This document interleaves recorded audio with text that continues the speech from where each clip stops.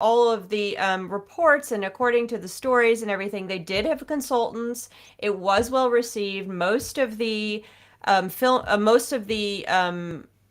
voices were, in fact, um, Latino, and so they really tried to do a really good job of incorporating the diversity within the production, more so than they've ever done before. If you think back to Disney's history, and I thought it was fun. I thought it was really surprisingly fun, especially since it was music based, but it wasn't like a Broadway show, but yet it had that feel. So they did a really good job. And I'm going to be honest, I was bawling like a baby at the end. So, I guess it won. And from what I've read, it was like number one in Mexico. It was released in Mexico before here, and it was like number one in Mexico for a long time. And that says a lot about the effort they tried to make it true, honest, and appropriate and respectful of the actual Day of the Dead tradition, which is really important in my mind. Mine too. And I cried as well. And I was on a plane. But everybody else was watching. I would have been right there with you. I would have cried, didn't matter where. And I loved your, like, what the heavens were like. The whole thing. It was just sweet. Yeah. Jason. This is one of the three best Disney movies ever made. I love this movie so much. I also saw it for the first time on a plane and cried. I cry every time I hear Remember Me, the song from the movie. It's just so powerful. And now I have this fear, since I don't have kids, in 50 years, like, all my books are going to be in the remainder bin and no one's going to put a picture up of me on Samhain, which really frightens me. So there's also some like scares in this movie too. Yeah, I know. I thought about that too. The no picture you die. It's like, I don't have kids either, and Willow won't be around to put up a photo. So, oh well. Richard Lale. I saw Coco a few years ago when I was on a cruise. I was going to go to Alaska, but I just booked any cruise out of LA, and I ended up by going to what they call the Mexican Riviera. And I was quite a sight, looking pale on this ship full of people out to party and have drinks, and wearing my suit and carrying my parasol. But I went out for a stroll one evening out on the deck, and they were projecting the movie, and I was so entranced. I had to stand there and watch it. I came through about 20 minutes in, and I had to watch it. I stood right there and watched it on the deck. And I too cried, and fortunately there was no one to watch me cry because I was standing above them on the track, and I looked slightly sinister, but nobody saw me cry. So I think that's a win. That is good. I see some people at this chat room said they cried too. And Liz, yes, I still do private readings. Just go to my website, pattinegri.com. You can sign up right there. I mean, I'm not in town a lot, but I do. And I'm going to be in town a lot soon. So not to go off subject. I'd like to point out that one of the books I've worked on, as some of you may know, that I am an editor at Llewellyn, and one of the books I worked on, I'm going to hold up here, is The Day of the Dead. I'm on my camera here. So Llewellyn's Little Book of the Day of the Dead. It's part of a series, but this one was written by Jaime Garones, and he lives in Mexico City. So I was able to work on this book with him, and he is born and raised in Mexico, still lives in Mexico City. And I also recently did an article on Day of the Dead with Laura Gonzalez, also a witch here in the U.S. that is born and raised in Mexico City. Talked a lot about the holiday. And so I'm really glad I had that history going into watching this movie, because a lot of the stuff they did was so authentic that I'm like, oh, wait a minute, I know that because I read this book. And both of this book and the article I wrote, these guys are Wiccan witches. So or brujas, they call themselves that too. So they have that combination. And what's interesting is, like Jason said, is that Day of the Dead is a combination of the Catholic traditions as well as indigenous traditions. And so you really get a feel of that in when you speak to people that know about that, especially witches who are into the folk magic there and are really into the indigenous traditions. I don't know that came out in the movie, but it's embedded in Day of the Dead itself, in the holidays. So I guess it's sort of in the movie too, a little bit. Yeah, I feel that connection to Samhain. You feel that connection to the nature. So it's kind of neat from a witch perspective that way.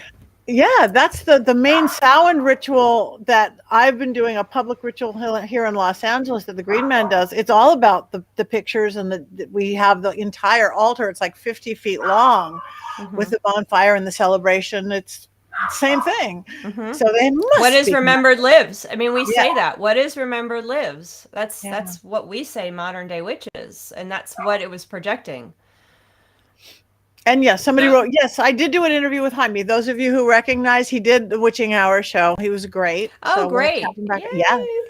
I'll hold his book up again because he's so authentic and it's really good. Wicked Witch wrote this about the Day of the Dead. He celebrates both Samhain and Day of the Dead. It's very interesting. And he's a great guy. Thank you. All right. So anything else about Coco? Again, it's fun, it's sweet, it's touching, it's got a happy ending. What could be better in an animated film? I hate to tell anybody because I get mad. I'm not the biggest animated person as a rule. It's not. I know. Don't tell anybody. I'm gonna have to go with Jason on that one. I know. I don't know what it is. It's not. I mean, when I watch one, I love it, and I do watch them. But it's that first gut reaction. It must be PTSD or something from a child. It's like, oh, it's animated. But then I watch it and it's fabulous. So never say I said that. I didn't say anything. That was somebody else. That was Willow barking. I never said that. I love animated. All right. So anyway, that is Coco. Before we move on from Coco, I do want to throw out a little bit about a movie that is similar to Coco and came out a few years before it, called Book of Life, which also takes place in Mexico and basically has Santa Muerta as one of the main characters in the Land of the Dead. So that is a movie, if you've never seen it, it's a little more low profile. It's also terrific and really great, and I love that movie. Both of those movies are in my top 10 animated films of all time. Jason, have you seen the short, the Dia de Los Muertos? It's like a 5-minute short. No, and that's the first thing I'm going to do when we're done. Yeah, go to YouTube and you can see it on YouTube or something. It's a short, like 5 minutes. It'll have you crying just like this one does. It's so sweet and it's so good. Put it aside for when someone passes, to give to somebody. It's the most adorable little thing.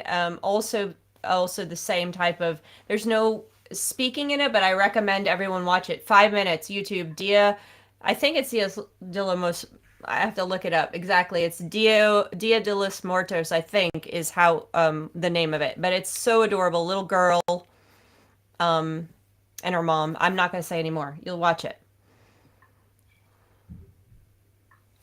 Sorry, I was muted. My dog was barking. I did that again. We will all go watch it. So I might be muting a lot right now. Anyway, it seems like people in the chat room like Coco too. Again, if you haven't seen it, even though it's animated, I highly recommend it. No. I highly recommend it. So I'm going to mute. So on that note, should we move over to Nightmare Before Christmas? Ooh. I'm going to mute and hand it over to Heather. Well, this is Halloween. That whenever anyone ever says the name of that movie, the first thing that comes into my head is the music. Being I love animation passionately since I can remember, and I love musicals. So this hit both things, and it had witches in it, and it was Halloween, and it was holidays. So I love this movie from the first moment I saw it. 1993, Tim Burton was top of the charts, doing everything. Batman.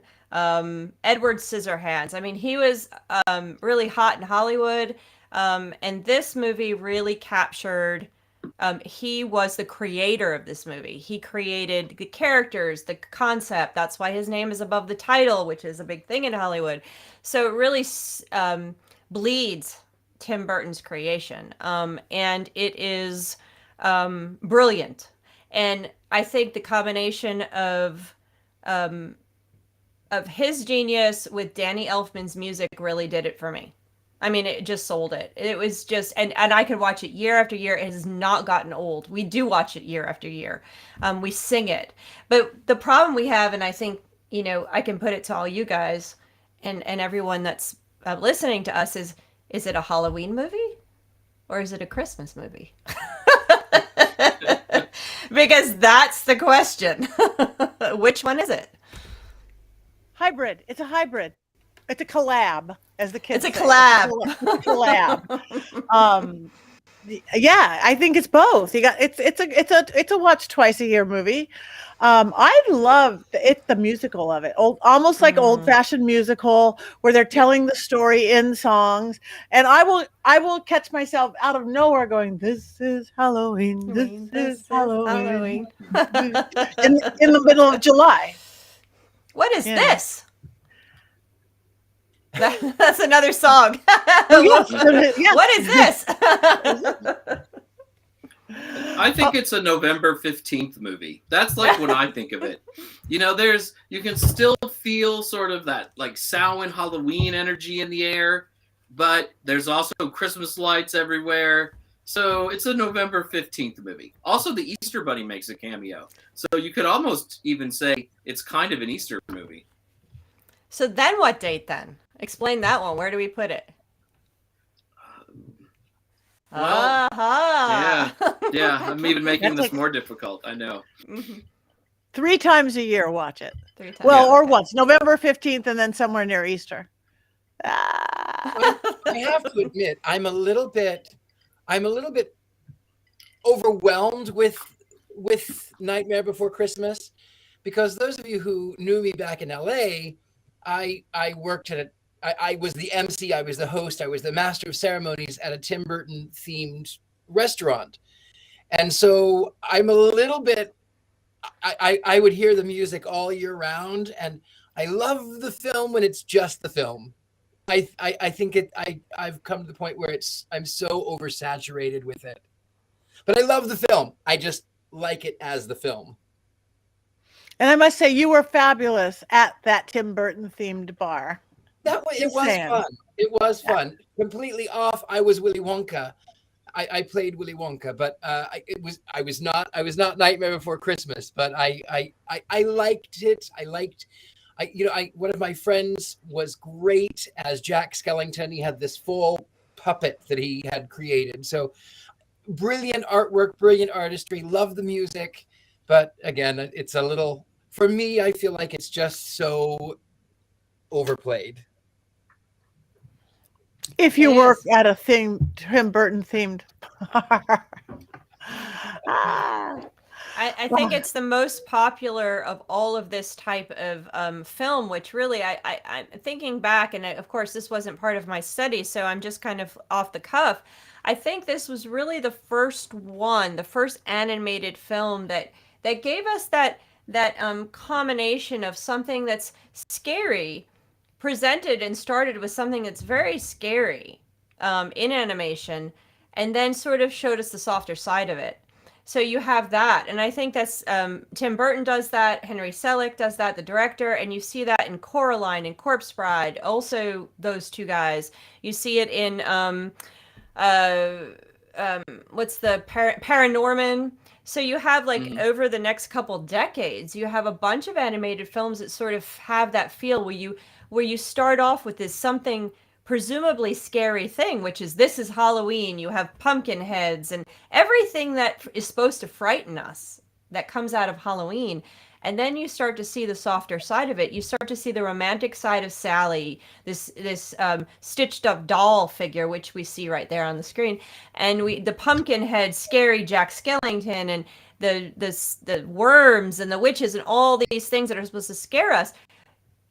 We start to see the softer side of it, the romantic side, the wishful side, the gentle side of something and it remains scary. And you see that in Coraline, Corpse Bride, again, all these other movies. So and I think the new one too. What is it? Wendell and Wild? Is that the name of the new one that just came out? I think it's on Netflix. It's demons who befriend a human. It's this softer side of what's scary. Yes, it is stop motion. Amber just said, "Isn't it stop motion?" Yes, it is. So it's not animated; it's a stop motion. It is a type of animation. It's It a is type of animation. Yes, You it know, is. I watched it today for the first time in a while. I probably don't watch it every year like a lot of people do. And for a minute, I thought to myself, "Is this a CGI film?" Is so timeless in that style. I mean, you look at old Disney movies from the 30s and 40s and 50s, and you can tell what decade those movies were made in. In 20 years, we're going to be looking at CGI movies going, oh, 2010, oh, 1998. But I don't think you can really date The Nightmare Before Christmas. It's just unique and so different. They did digitally enhance it after the fact, because originally you could see all of the wires and but they went in and erased all of those. So they did digitally enhance it, but it is well done. I will say that it is absolutely well done. And there's it's so bizarre. You can't date it. Like you said, it's so bizarre. You know what I truly actually love about it is that it reminds me of the 1920s German expressionism, those odd angles and those lighting techniques. It's very much sort of in that vein. And that's one of the reasons I love Tim Burton is his love of the German expressionism of the 20s. Well, it always felt like to me that this came out of a book somewhere. You know, that there was somebody else who did this 80 years ago, and now we're finally making a movie out of it. It's just so well imagined and visioned. I mean, the Addams Family, right, was a cartoon first. I always thought that there had to be a Jack Skellington somewhere deep in the recesses of a bunch of magazines or something from 1937. Yeah, they do. It does feel like those early Addams Family cartoons, which did a similar thing again. It's taking something that is normally thought of as frightening and making it normal and gentle and loving, which came out of those cartoons. So it does feel like that. It always reminds me of that. But it wasn't that at all. I just watched an interview with Danny Elfman and Tim Burton, how they just kind of created. Tim would give them kind of an outline, no script, and then Danny would create a song, and then they'd go back and forth and created it that way, which is pretty cool. Very cool. It was a perfect collaboration between the three of them, if not the rest of them, but it was between the three of them. It was like minds meet. I'm muted. Talk amongst yourselves. I like Danny Elfman's scores, but during that particular period of time, a lot of them sound very similar. So sometimes when I watch Nightmare Before Christmas, I expect Batman to swoop in because some of the music sounds just like his music in Batman. He also did the score for gosh, now I'm going to forget the name of the movie, so you're going to have to give me a minute, but I remember it was another 90s movie, and I remember watching it. I was in film school, and I'm saying, gosh, that's an amazing soundtrack. It wasn't The Crucible. It was, I'm gonna come up with the name of it, but it was, it was the same thing, Jason. You're sitting there going, this is an amazing soundtrack. Who composed this? And it's like, oh, Danny Elfman. No wonder I love it. I'll have to think of that movie. It was, it was a remake of a French movie, and I can't think of the name of it right now, but it's the same thing. His music is so distinctive during that period of time, and it's just, it moves you. And he did such a beautiful job with this. It really was. The movie it wouldn't be the movie without his particular music. And it's his voice as Jack Skellington when he's singing, which I didn't know for a very long time, which makes me like it even more because I'm not sure I've ever really heard Danny Elfman sing other than an Oingo Boingo. So I think that's really cool that, you know, he did the music and he sings some of those songs that all of us know so very well. I'm going to have to look it up because it's going to drive me crazy now. What movie it was that I'm thinking of. I like it too, just because I'm a Hollywood girl, and these are local people to me. I've never met Danny Elfman, but I know Richard Elfman very well. He's my neighbor down the street. I know their mom. I know Jenna. I know all these different people. So it's like, the good part of the family who made a big success of themselves. So you run into them at, the farmer's market down the street. So that's really fun for me personally, just that Hollywood thing. Rob says it might be Sleepy Hollow. That's not the movie I'm thinking of. It'll come to me. Just give me a second. But yes, he did so many. Living in Silicon Valley, like we run into people like Mark Zuckerberg, not nearly as exciting as the people Patty runs into. or Richard Leal. Again, you got to hang out at Starbucks. Yeah, Mark Zuckerberg rented the crazy party house in my neighborhood. So they all, even the Silicon Valley people, come up here and rent our party houses. So they're not noisy there, I guess. I don't know. Yeah, good to get rid of them for a while. I'm fine with that. So good.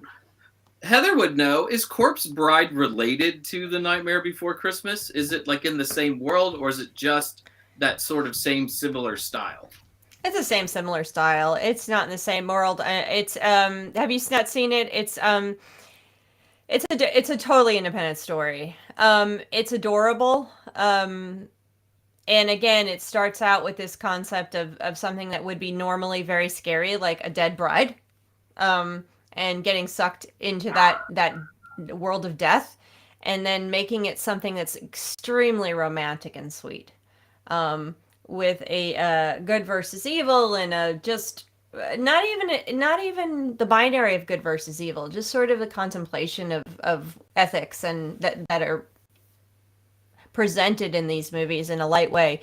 But no, it's not the same universe. It's not anything like that I've connected. I haven't studied these, so maybe there is some connection that I don't know about, but no.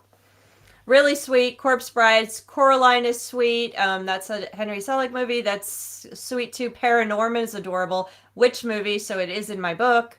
That's really cute too. I love all these little kind of dark but yet not dark movies. So since we usually do talk witch movies, this isn't a real big witchy movie, but there is a witches in this movie, right, Heather? Here she is. This is the large witch. The big witch, I think, is her name. There she is, and she has a sister, and they do have a little cameo in the opening song where they sing and they fly on their brooms. So you see them occasionally flying on their brooms. That's the extent of the witches. And why are there witches in this movie? Because Halloween. Just like in the three kids, isn't there one that's dressed like a witch as well? Yes, I think one of the three. Because there's a devil, a skeleton, and a witch. Yeah, but those are costumes. Oh, right. Yeah, they're dressed in costumes. They're supposed to be trick-or-treaters, like scary trick-or-treaters. But the full-on real witches, if you can say that, are these two. Oops, there's my camera. These two guys, this and her sister. So it's just like Salem. You can't have a witch movie that's about witches without having it being in Salem. Salem's a Q. You can't have a Halloween movie without having a witch show up at some point. It's just what it is. And now it has to be a green witch, thanks to Wizard of Oz, which we just learned last week. Yep, she does have green skin. And, getting to animation just real quick is that animation is the one that really projected that. Right after Wizard of Oz, the very first one to do it a few years later was an animated stop action, actually, early stop action, that used the green skin, and it was animation that perpetuated that over the years, not other types of films. You had it in this type of film, so it's not uncommon. You're going to find a witch in an animated film with green skin. It's very normal. And there she is. Yay! I love that on our show we get to show off all our toys. Yeah, we have lots of them. We have lots of toys, lots of dolls. Completely off topic. Do you have your new doll there, Heather? Oh my goodness, she isn't even ready to be presented. But really, she looks a little green. Is she a witch? she's not green yet. She's not green. She's just cool. She's not completely ready for her debut close up yet, DeMille. So this was a sneak peek just to show her pretty Jason locks. That's yeah. See, there you go. Yes, I do love the haunted dolls. So we're just waiting to see. My dolls are trying to make connection with your doll, Patty. Yes, yes. We should have them set up their own Zoom sometime and then just leave them be. Yeah, They'll move see what around. happens. Yeah. Take over Yeah. the world. Here, Belle is so out of the picture right now. Let me go. There we go. There she is. There she is. She was gonna hit me in my sleep, but so nobody is really in our audience. We love you guys' comments. Thank you, Richard Hicks, loving all our toys. Yes, we like our toys. What is your guys' thoughts on these movies? What do you guys Nightmare Before Christmas thoughts? We're not being controversial this week at all, because usually almost all our films have a love-hate or something. Usually Heather or I dislike something. Yeah. Usually one of us is curmudgeonly, and apparently we're not this time. Though I will say that I probably don't love The Nightmare Before Christmas as much as most people. I think it kind of runs out of steam a little bit, but it's still a really great movie, and visually it's just stunning. I think my biggest... Go ahead, Richard. Lale? I agree. I think it's a great movie. I think it's beautiful. I think it does run out of steam. It's not my favorite movie. I like it. I don't really watch TV, but if it came on and I wouldn't change the channel. So I guess that's a way of gauging it, is I wouldn't change the channel. As a lover at animation, I definitely love this movie, and the only struggle I have is I don't know when to watch it, because I feel like if I watch it too close to Halloween, I'm letting Christmas and Yule in too early, and if I watch it too late, then I'm not feeling the Halloween spirit, and so I struggle with exactly. I think November 15th Jason might be right. This is a good November 15th movie. I'm gonna aim for that one. I think you got that. Because I'm very strict about allowing Yule in too early, because it tries. Like, it's already in my stores. And I'm like, no, I'm not ready for this. I got to have it very partitioned. Jason and I had a discussion about this recently, about making sure when to start celebrating Yule. And so I am very strict about trying to make that. So that's the only problem. I'm like, I don't know what this movie is. Is it Halloween or Christmas? But I don't want a lot for Christmas. See, don't open that Pandora's box, Richard Lale, because once you open that box, I don't stop. See, that's my problem. Once it's open, the Christmas carols can't stop. Sing, Heather, sing, Richard Lale. I will not do it. It's a Christmas in their house because they miss Halloween. That's a good thought. When you're tired, everything is red and green. You're missing the orange, And they do start Christmas Yule way too early, like July around here in Los Angeles. Home Depot has the trees out. It's like,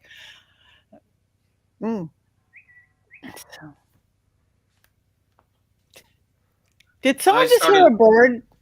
I did. There was a bird. It was a tweet. Someone got a tweet. That was my son's tweeting, so just ignore that. They are not on block because they are my children, so they are all the way down here. My cell phone is way away, but they tweeted I don't know if they're listening. If you're listening, sons, please stop tweeting at me right now or texting me right now. Unless it's very, very important. Very, very important. But there are a lot of, I think over the next, there are a lot of holiday movies, which I'll just bring up since we're talking about the mixture. There's a lot of Yule Christmas movies that have witches in them. So I think over the next, few weeks, we can start bringing those up, because it is very interesting that you have those crossovers. You have the Magic Christmas Tree.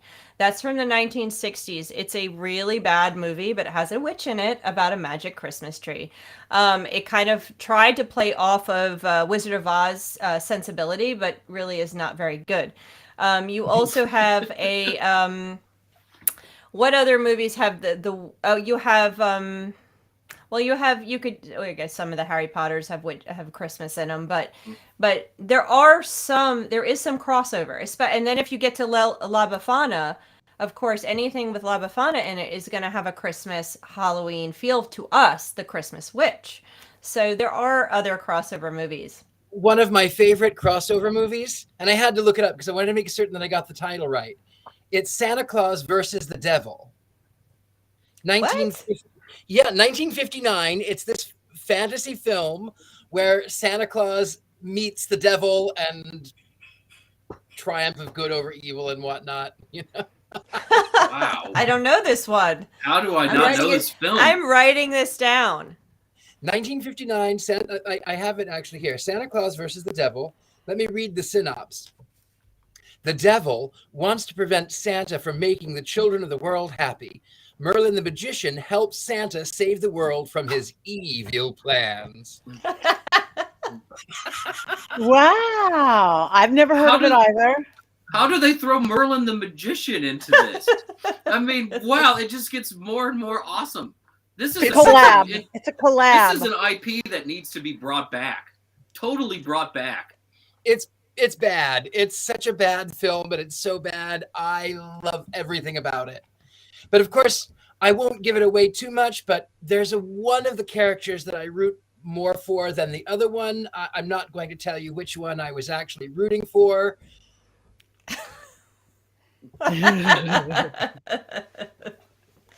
We'll just make that assumption. Not Sandy Claus. Sandy Claus. I know that. Kidnap a Sandy Claus. Yeah. I know Heather's always worried about Christmas creep and Yuletide, like, getting too close to Halloween. But these two holidays have always been connected in a lot of ways. The ancient Norse used to celebrate Yule with ghost stories, so it would feel maybe a lot like Samhain in some instances. And a lot of Halloween traditions, like dressing up and even trick-or-treating, probably come from Yuletide traditions, like wassailing and mumming. So they are wedded together. So you can play Mariah Carey this early and still feel a little Halloween Samhain-ness. Yeah. And A Christmas Carol is a ghost story, as well as Scrooged, if you're going to go more modern. Those are all Christmas ghost stories. So, yes, they are definitely linked forever. Well, I think that's the natural trend of celebrating the seasons, and especially if you're a witch and you're working with spirits on a regular basis all year round, not just this time of year. Samhain, in my mind, is not the only time to work with spirits. It's not the only time to honor your ancestors. So that's not my problem. It's the commercialization part. That's my problem. My problem is that all of a sudden we have to have all this, start buying presents, having the Black Friday. They're advertising Black Friday in August, and I'm like, whoa. I got to do my commercial Halloween before I do my commercial Christmas. So it's not the other celebrations. I'm totally in on that. Totally get that part of it. And yes, I love that. So I try to give each season its own time on the stage in the spotlight. That's just my personal feeling. So right now, Halloween, Samhain is having its time in the spotlight. Its glory. It's a close-up with DeMille, as I said. Then it'll move to the side, and we can let Yule have its time in the spotlight. It's the commercialization I have a problem with, Jason, not the other aspects of it. If you go back to ancient Rome, they used to always tell people to buy for Saturnalia in July. I mean, it's always been here. The commercialization, thousands of years. And I would have fought it then too. That's what I've heard so many people, not witch people, just people in general, even though, yes, everything is commercialized, and from Target to Amazon to everything, you go this color scheme to that color scheme. At least Halloween, so many people, it's their favorite because you don't have to get presents, at least. A little candy is one thing, but you don't have to get this whole gift thing, which has gotten out of hand. Mm-hmm. I just call it holiday season. I think that, to me, it's Halloween kicks off the holidays, period, because it goes to Thanksgiving and everything in it. And then we go through a dry spirit with a little bit of Valentine's Day and a little bit of Easter, Ostara, and a little bit, not a lot. Yeah, this is the kickoff for the Halloween, for the holiday season, and I think that that's one of the reasons we like the Nightmare Before Christmas right now, because it feels like that. It's like, okay, here we go, starting, and it's fun. It is fun, and we do like to sing around our house. So right now we're getting ready for this Christmas carols hardcore, and it's Nightmare Before Christmas just gives us that doorway in. Cool. Perfect. So what are some of the films we should do coming up for witchy films for the holidays, Heather? I know everybody's waving. Hi, everybody. Hi. Witchy films for the holidays. I'm gonna have to make a list for y'all of which Christmas films that are specifically witch. Like again, the Magic Christmas Tree is a terrible, terrible TV movie from the 1960s. I recommend everybody watch it. It's terrible, but as my old film professor said, you can't know a good movie unless you watch the bad ones. So, so that one is one. So I will definitely come up with a bunch of witchy Christmas movies, including La Befana ones that may be from Italy. That would be a really good list to put together, because there are Yule time witches and magic. Well, of course, magic. That was going to be my question. Is there very many movies that talk about Yule itself not being Christmas, getting into the Yule log and the Yule, are more pagan celebrations other than baby Jesus? I have to think about that a little bit. It may be mentioned in some of the folk horror, which is the only time you really hear about the Sabbats in any kind of true form, is in folk horror, which is kind of sad. But most Christmas movies are Christmas movies, even though they have, as Jason pointed out, elements, of course, of the old traditions. Most Christmas movies are Christmas movies. But what's funny, and I don't know about you guys, but Christmas movies and Christmas music, yes, it's all Christmas. It's all Christianity. I did not grow up Christian at all. But I found the magic in it all. There's magic within it that I was able to pull out in the music, in the movies, in the stories that, without that religious aspect. So, I don't know if that's a witchy thing or not. Right. And things like, again, there always is the fire growing, and there always is the holiday, the Christmas tree, which if you look back to just the story of Jesus, they wouldn't have had a Christmas tree. They wouldn't have had an evergreen at all. No. Well, actually, there is something. I did grow up Christian, so this I do know. This is what I was raised Pentecostal. So there is a scripture reference in the Bible, and it talks about these people who would chop down tall cedars of Lebanon, and they would deck them with gold and silver, and then they would bow before them. And it was really saying, as this sect, you are not allowed to do that. But since Christianity borrows from other pagan traditions and older things, I say have the tree, enjoy it, and love it. And yes, it is a biblical reference, but it is not a Christian reference. I think Jason wrote the book on Yule, so he probably knows. I did write a book about Yule. One of the reasons people decorate with evergreens in December is because they are one of the few things that are green. So the Romans used to decorate for the January calends and Saturnalia with evergreen boughs, and they used to do the same thing with the Germanic people and the Norse. And so it's kind of a cultural universal. A lot of people didn't chop down a whole tree and put it in their home, but the pine boughs and that type of tree has always really been honored near the winter solstice. I think we have to talk about Harry Potter at holiday time, though. To me, those are holiday movies because I've watched most of them come out in December. So even though they have little Christmas scenes and they end in May or whatever, they still always feel like Christmas movies to us at our house. Holiday films. I think the 1991 Addams Family is definitely a Christmas witch movie because it starts off with pouring the cauldron of hot boiling whatever down onto the carolers. And of course, Grandmama, she's a witch, and Morticia's a little bit of a witch. She never is. She is expressly, but yeah, she's a witch. She is. But definitely, Grandmama is a witch. So it's a Christmas witch movie, I think. They exist. They do. And the key thing to understand is that one of the key things to understand is in old Hollywood, golden era Hollywood, code Hollywood. Christmas was a cue, just like Salem's a cue for Hollywood, for a witch movie, or small New England town is a cue for a movie about witches and witchcraft. Christmas is a cue in Hollywood language for good people.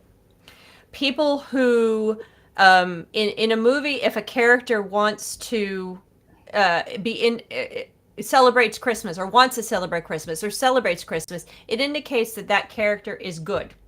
This is an old Hollywood trope. This is a cue in Hollywood language. And so, like in a movie, getting back to witch movies, Bell Book and Candle, she says she's a witch. Okay, so Jillian says multiple times, "I don't want to be a witch anymore. I want to be humdrum." She says, "I want to celebrate Christmas." And she actually, I think that evening, one of the very first evening you see them is Christmas Eve.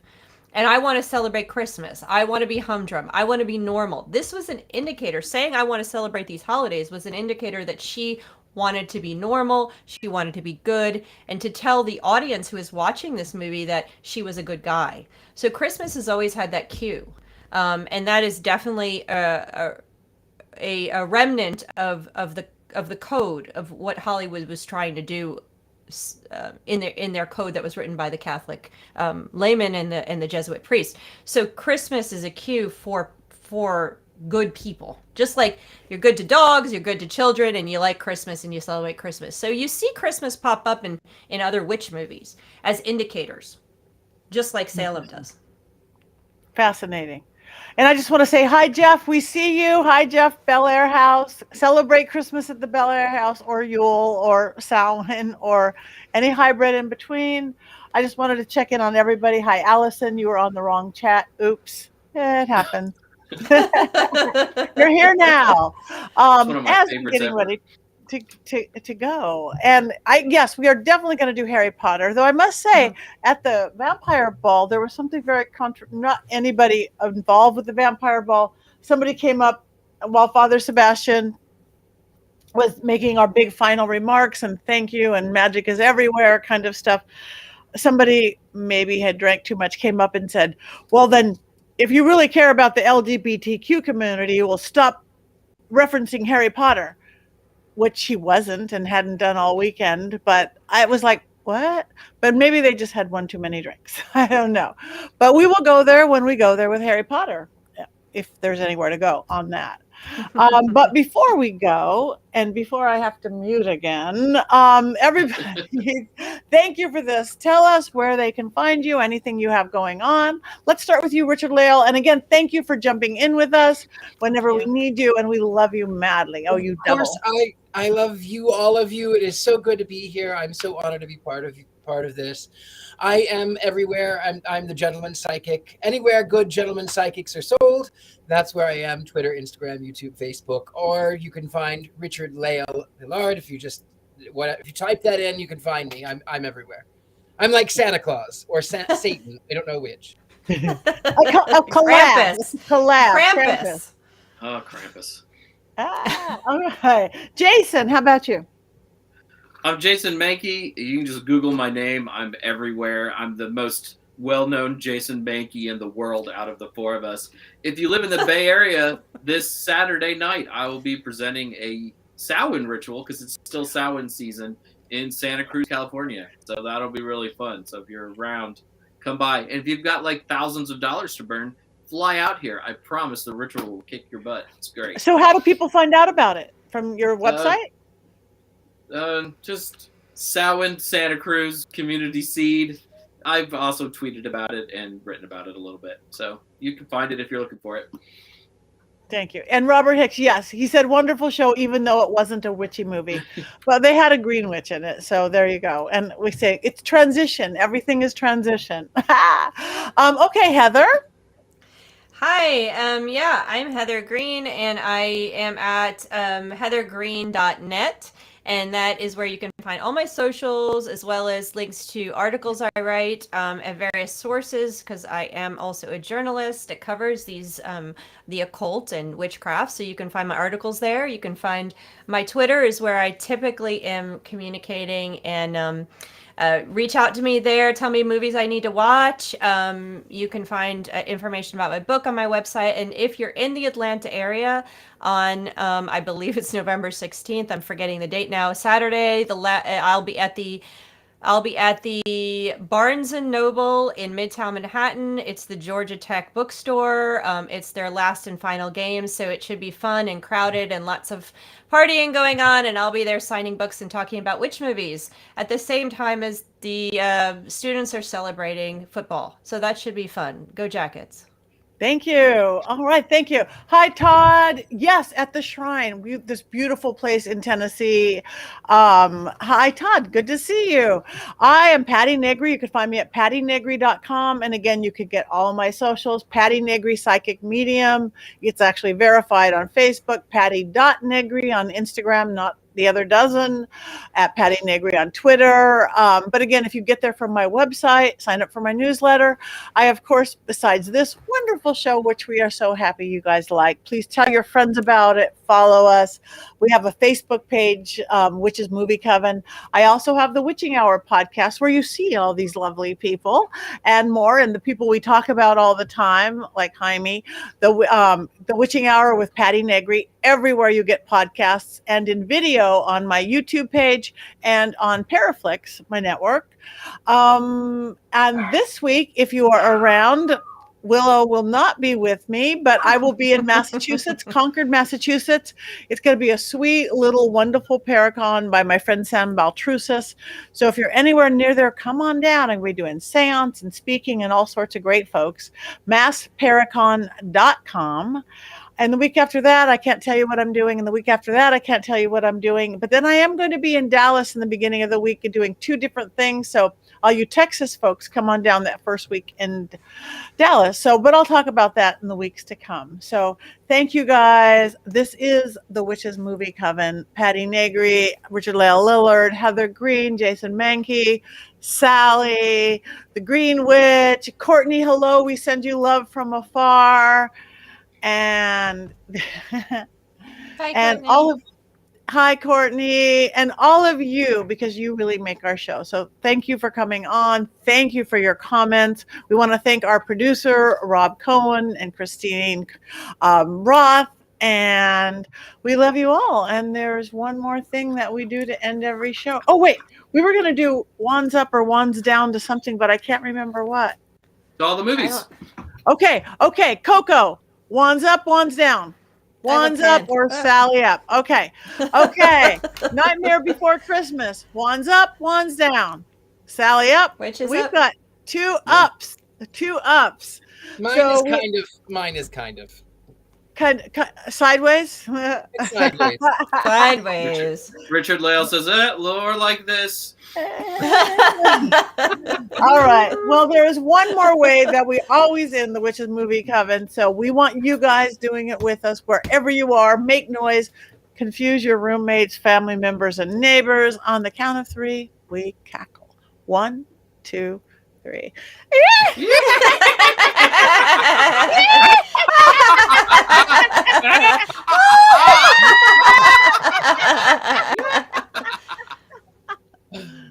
That's the Witches Movie Coven. See you next week.